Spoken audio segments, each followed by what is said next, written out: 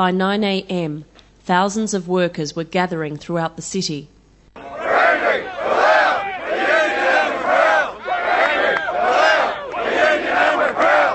came here for one reason, to tell these assholes upstairs that what they're doing to people around the world is not right, and we're going to tell them to get fucked. We're going to tell them to get fucked time and time and time again. We're angry, we're loud, we're union and we're proud. We're angry, we're loud, we're union and we're proud. I'm going to say to these bastards of WEF, fair trade, we want fair rights for Australian workers and workers all around the world. Because workers in Indonesia, New Zealand, are workers like us. They deserve fucking decent rights like we do, to say, down to struggle, down to win. We're loud, we're union and we're proud. We're angry, we're loud, we're union and we're proud. We're angry. 2,000 construction workers had arrived. The crowd swelled. We're union and we're proud. From Trades Hall, thousands of workers and trade unionists marched to the blockade site at the casino.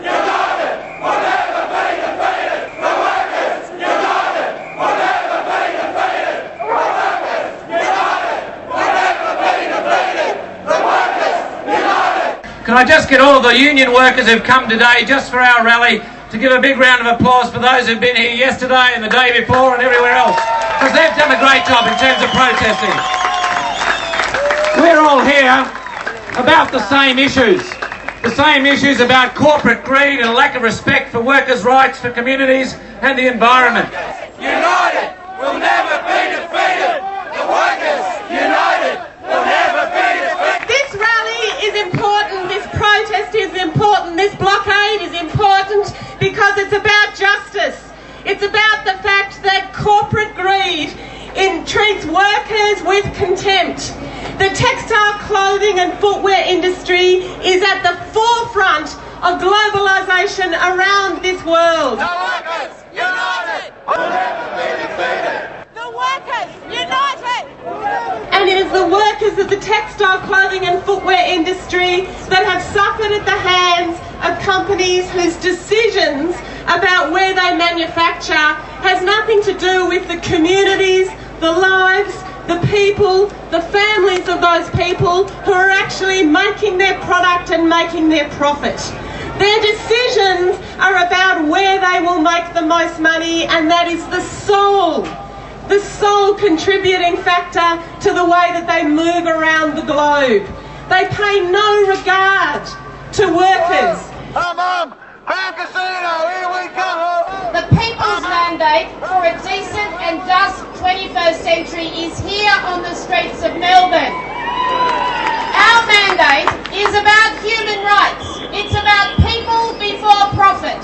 I don't believe that we should allow big business the freedom to destroy environments around the world, search out the lowest rates of pay anywhere in the world, destroy trade union movements, lock people up, torture people, kill trade unionists in the name of profitability.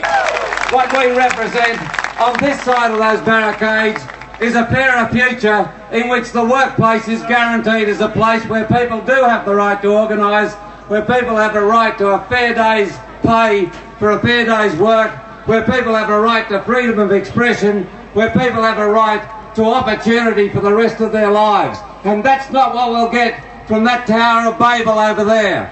What we represent on this side of the barricade is the right to give to the next generation a world the more beautiful for us being here, where the wildlife, the forests, the oceans, the air we breathe are guaranteed and passed on to the next generation. And that's not what those exploiters in that tower over there are about.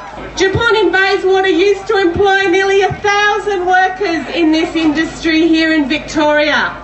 And like many other multinational companies around the world, they went in there and they said to those workers, you work harder, you get more skills, you put in more sweat for every measly dollar we pay you and you'll save your job.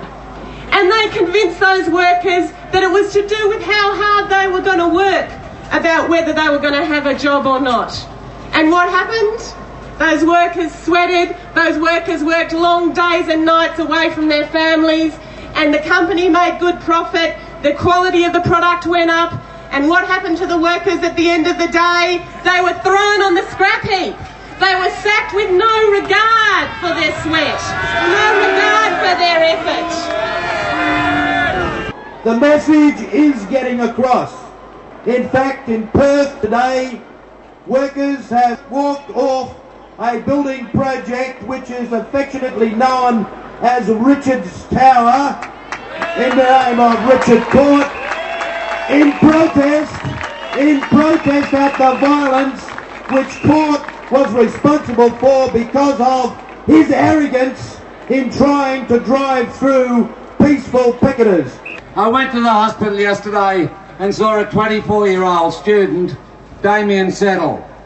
He'd been smashed across the face 3 times with a baton. He had stitches across his forehead.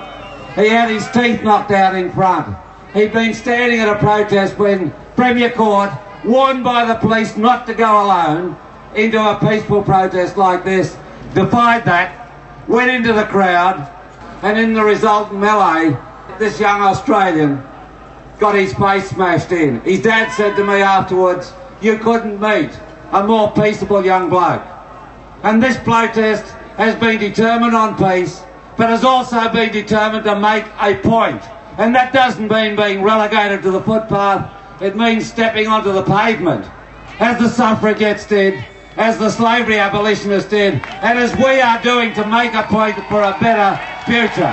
We saw the Prime Minister yesterday saying that those people from poorer countries should be grateful for what they are doing. And I can tell you the people of Bougainville aren't grateful for the civil war that was created because Rio Tinto would not reach agreement with the indigenous people on that island.